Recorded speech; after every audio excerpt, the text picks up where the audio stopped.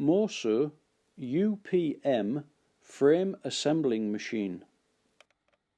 The Morso UPM frame assembling machine is supplied with refillable solid steel cartridges, which are easily loaded to the machine. The Morso UPM frame assembling machine is a manually operated bench model requiring no electricity and no compressed air. It is manually operated through a hydraulic foot pedal. When activating the pedal, the wedges are automatically inserted into the frame. Stacking of 2 nails on top of each other is possible.